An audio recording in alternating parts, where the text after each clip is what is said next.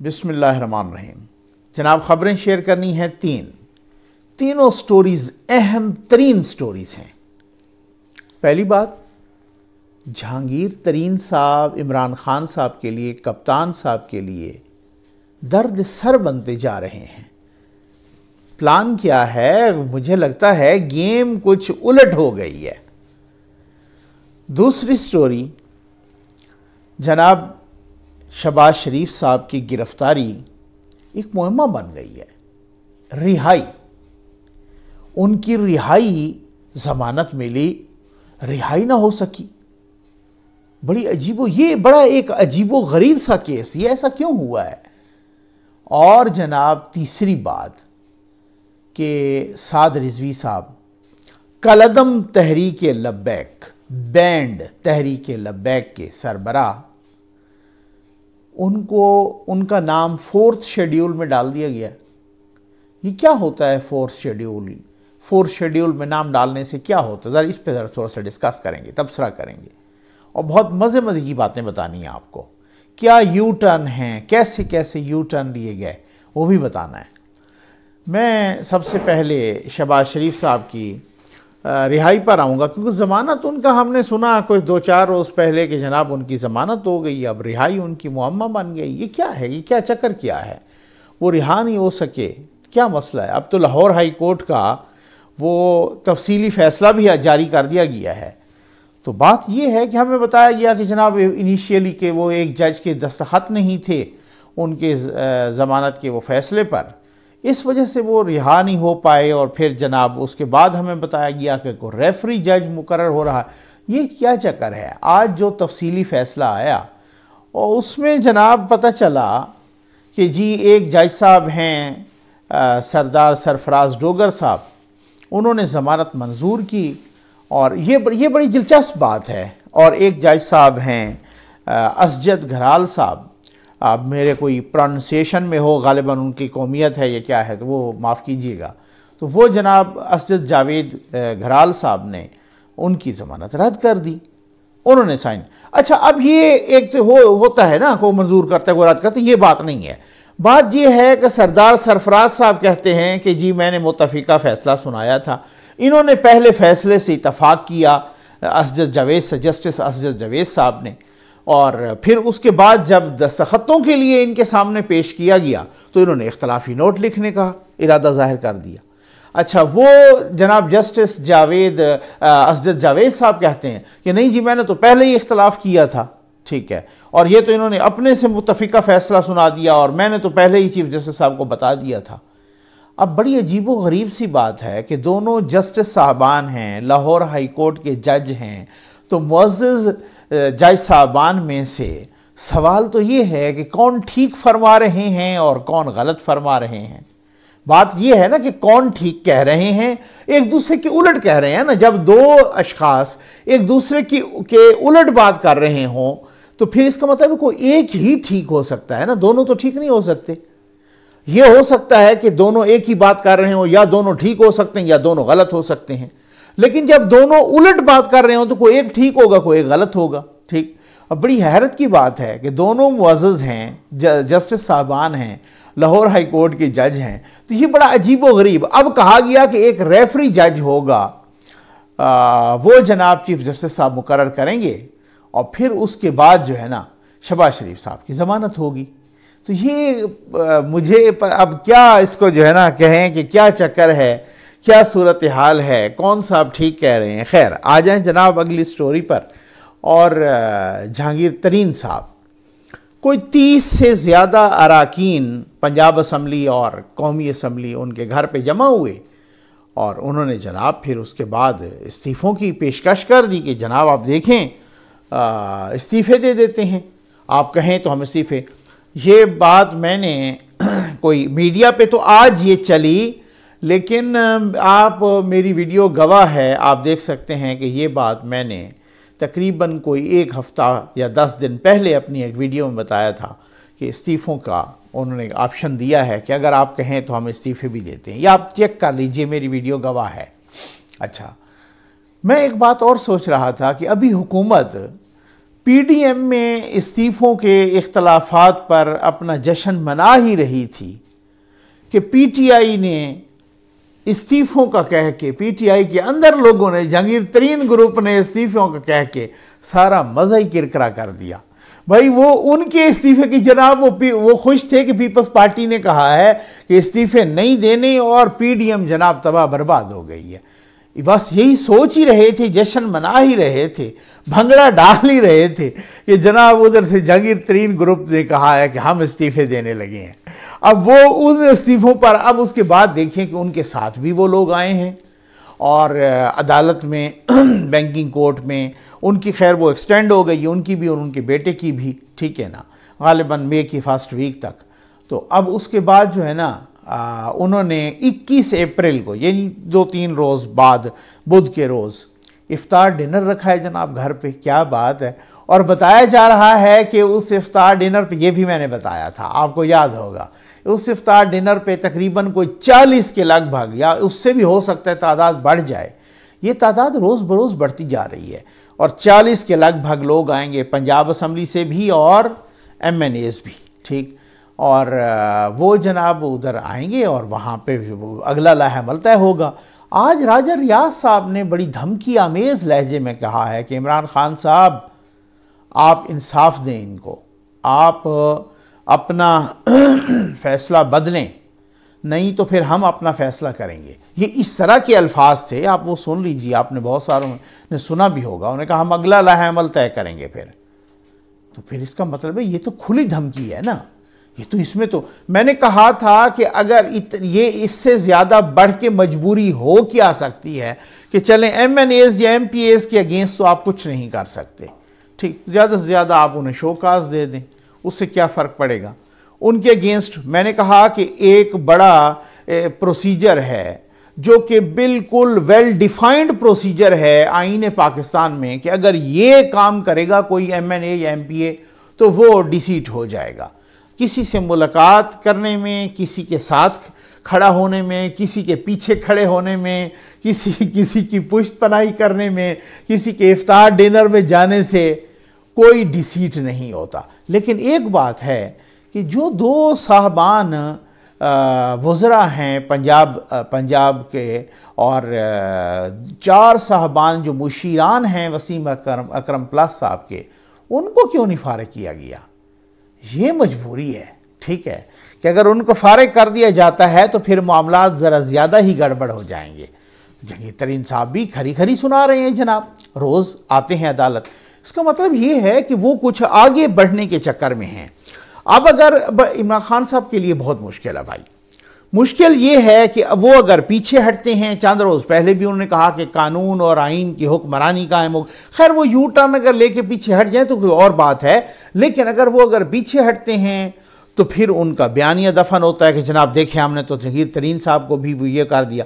اب میرے بہت سارے ویورز میں سے بہت سارے بھائی کہیں گے، یا بہنیں یا بیٹے بیٹیاں یا بزرگ یا احباب، وہ کہیں گے کہ نقوی صاحب ان کا بیانیہ پہلے ہی کون سا زندہ ہے۔ خیر یہ آپ فیصلہ کر لیں تو، لیکن وہ کہتے ہیں کہ جناب اگر وہ یو ٹرن لیتے ہیں تو بیانیہ دفن ہوتا ہے، اور اگر وہ یو ٹرن نہیں دیتے تو پھر حکومت نہیں بچتی، کیونکہ اگر جہانگیر ترین صاحب کے خلاف کوئی کارروائی کوئی حتمی ہو گئی یا اس سے بڑھ کے زیادہ ہو گئی، یا ان کے خلاف کوئی ایسی کارروائی ہو گئی، تو پھر اس کا مطلب یہ ہے کہ یہ جو ممبران ہیں اگر انہوں نے استعفے دے دیے تو پھر نہ وسیم اکرم پلس بچتے ہیں اور نہ ہی کپتان صاحب بچتے ہیں، کیونکہ اگر انہوں نے استعفے دے دیے تو 10 ممبران اگر استعفے دے دیں قومی اسمبلی سے اور کوئی راؤنڈ اباؤٹ 30 کے لگ بھگ جو ہے نا پنجاب اسمبلی سے، تو بس باقی تو پھر کچھ بچتا ہی نہیں ہے، پھر تو ساری گیم ہی ختم نا۔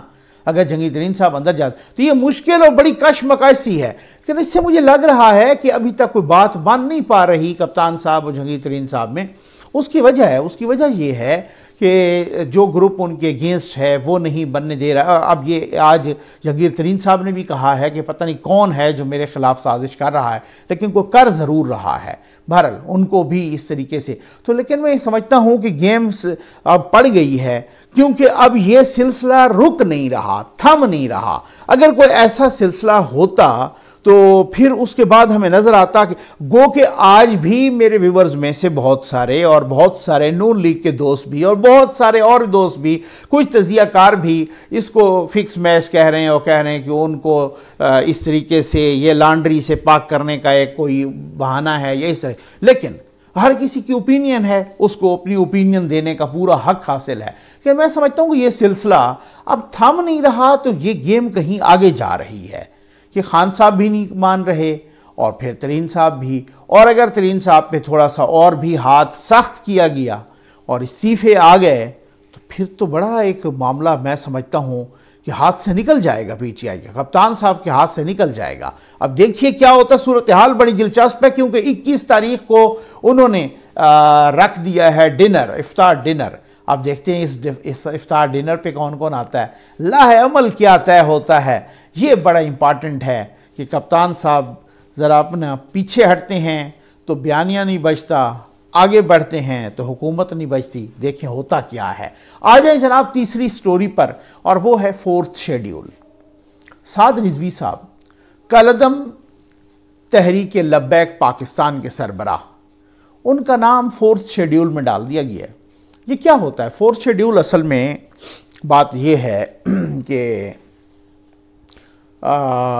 اچھا یہ حکومتیں مختلف مطلب ڈالتی رہتی ہیں، بعض دفعہ تو اس کی تعداد بہت زیادہ ہو گئی تھی کچھ عرصہ پہلے، اور کوئی 7,000 تک نام تھے جو 4th شیڈیول۔ بعد میں اس کے بعد کہا گیا کہ جو ضلعی انتظامیہ کے لوگ ہیں وہ ہمیں رپورٹ کرتے ہیں، نیکٹا نے وغیرہ نے، وزارت داخلہ نے، ان نے کہا کہ جی وہ ہمیں رپورٹ کرتے ہیں، اور ان کا کہنا ہے کہ یہ بندے جو ہے نا اب یہ ٹھیک ہو گئے ہیں، ان کا کسی طرح سے کوئی ان کی جو ایکٹیویٹیز ہیں وہ مشکوک نہیں ہے تو ان کا نام نکال دیں۔ تو پھر کچھ 4,000 بندوں کے اکٹھے نام نکال دیے گئے تھے، اور پھر 3,500 بندوں کے اب بھی باقی ہیں۔ تو اب جناب اس 4th شیڈیول میں سعد رضوی صاحب کا نام بھی شامل کیا گیا ہے۔ خادم حسین رضوی صاحب کے صاحبزادے اور کالعدم تحریک لبیک پاکستان کے سربراہ، ٹھیک، جو بینڈ تحریک لبیک ہے اس کے سربراہ۔ اچھا اب یہ ان کا نام شامل کر دیا گیا ہے 4th شیڈیول میں۔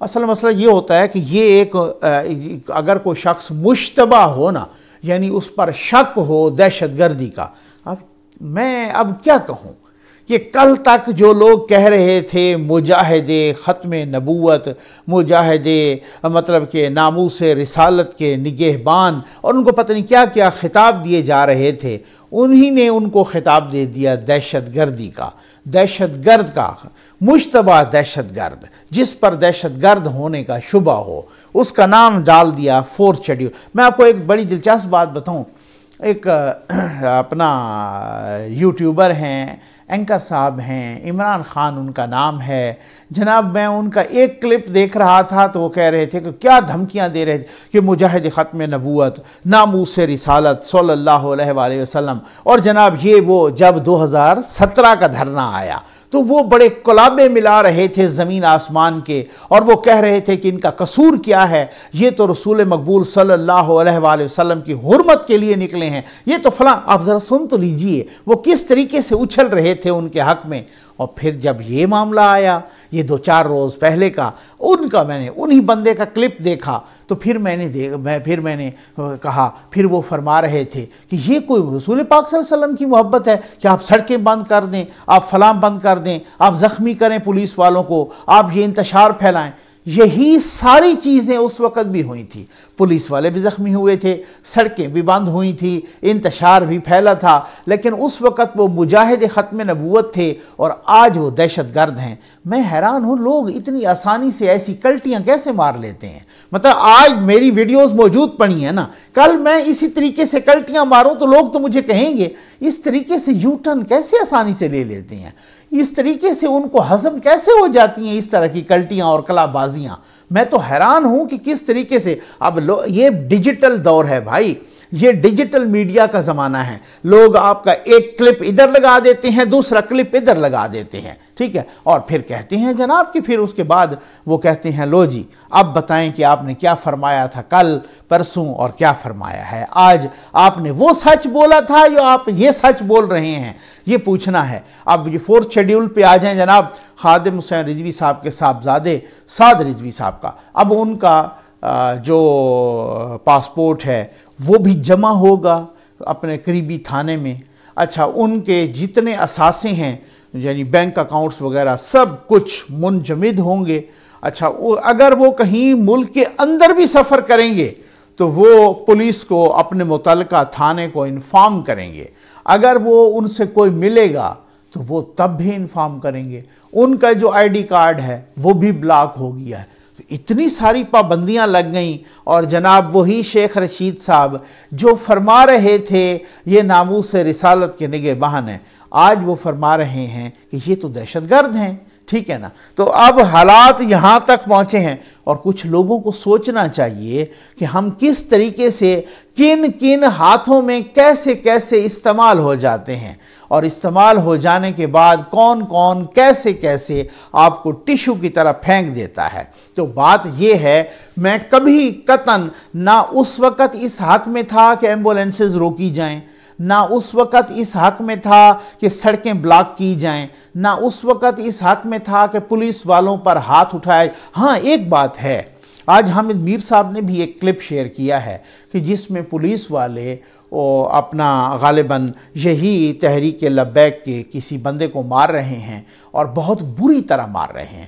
تو اس چیز کو بھی ڈسکریج کرنا چاہیے, اس چیز کی بھی مذمت ہونی چاہیے. اگر اس چیز کی مذمت ہے کہ پولیس پر ان کا تشدد نہیں ہونا چاہیے, تو پولیس کو کس نے حق دیا ہے ان پہ تشدد کرنے کی؟ پاکستان کے شہری تو ہیں نا, بھلے ان کی جماعت کو آپ کالعدم قرار دے دیں, لیکن وہ پاکستان کے شہری تو ہیں, وہ انسان تو ہیں, وہ اس ملک کے شہری تو ہیں, ان کو قانون آئین کا وہ تحفظ تو حاصل ہے جو باقیوں کو حاصل ہے. تو اب اس طرح سے تو نہیں ہے, اب اتنی بری طرح سے آپ ان کو لٹا کے جس طریقے سے وہ مار رہے ہیں, اور 3-3 4-4 بندے اور ان کے اوپر چڑھے ہوئے ہیں. تو حامد میر صاحب نے بھی یہی لکھا ہے, میں سمجھتا ہوں کہ انہوں نے کہا کہ اگر ان کو حق حاصل نہیں ہے تو ان کو بھی حق. تو خیر, یہ 4 شیڈیول میں ان کے اکاؤنٹس بھی بلاک ہو گئے جناب, ان کا آئی ڈی کارڈ بھی بلاک ہو گیا جناب, ان کے سفر پہ بھی پابندی لگ گئی, کہیں جائیں گے تو پولیس کو بتائیں گے, ان کا نام ظاہر ہے ECL پہ بھی ہوگا, ان کو بہت ہی مائنیوٹلی آبزرو کیا جائے گا کہ اب یہ کیا کرتے ہیں, فردر ان کا ایکشن کیا ہے, کیا یہ ان ایکٹیویٹیز سے باز آتے ہیں, کیا یہ توبہ طائب ہوتے ہیں, کیا یہ اس تحریک کو چھوڑ کے کہیں کنارہ کشی اختیار کرتے ہیں, کیا کرتے کیا ہیں, کیا ہوتا کیا ہے, تو کیا اس حوالے سے فردر ان کی ایکٹیویٹیز کو آپ دیکھیں کہ ان کا نام کب تک 4 شیڈیول میں. لیکن وہی بات ہے کہ بدلتا ہے رنگ آسماں کیسے کیسے. ہاں جی, بات تو وہی ہے نا, وقت کیسے کیسے بدل جاتا ہے, اور لوگ کس طریقے سے اپنے انداز, اپنا اختیار, اپنا سب کچھ یعنی اپنی زبان سب کچھ بدل کے کس طریقے سے یو ٹرن لیتے ہیں. پابندی لگانا اسٹیٹ کا ایک طرح سے میں سمجھتا ہوں کہ اسٹیٹ کا پراگیٹو ہے. اب سپریم کورٹ میں معاملہ جائے گا تو وہاں سے دیکھا جائے گا کہ ٹھیک لگی یا غلط لگی, اور وہ لگتی ہے تو وہ ڈی نوٹیفائی ہو جائیں گے. اور جب وہ ڈی نوٹیفائی ہو جائیں گے تو پہلے تو میں نے خود بھی کہا تھا کہ ان کے جو 2 سندھ اسمبلی میں بھی MPAs ہیں, ہو سکتا ہے کہ ان کو آزاد ڈکلیئر کر دیا جائے. اس کے بعد تو وہ کہہ رہے ہیں کہ نہ جناب آزاد نہیں, بلکہ ان کی ہو سکتا ہے رکنیت بھی ختم کر دی جائے. تو یہ بڑی بات ہے بھائی, اگر وہ رکنیت ختم ہو تو پھر تو اس کے بعد پھر ان کی سیٹیں خالی تصور ہوں گی. تو کیا ہوتا ہے یہ ایک الگ ڈیبیٹ ہے, اور پھر اس کے بعد دیکھیں گے کہ اس پہ کیا ہوتا ہے. لیکن لوگوں نے جس طریقے سے یو ٹرن لیا ہے, جس طریقے سے کلا بازیاں لی ہیں, وہ بڑی دلچسپ ہیں, وہ بڑی حیران کن نہیں, میرے لیے دلچسپ ہیں. تو میں سمجھتا ہوں کہ لوگ اس طریقے سے کیسے کلا بازیاں لے لیتے ہیں. خیر, امید ہے آپ کو ویڈیو پسند آئی ہوگی. آپ کا بہت بہت شکریہ.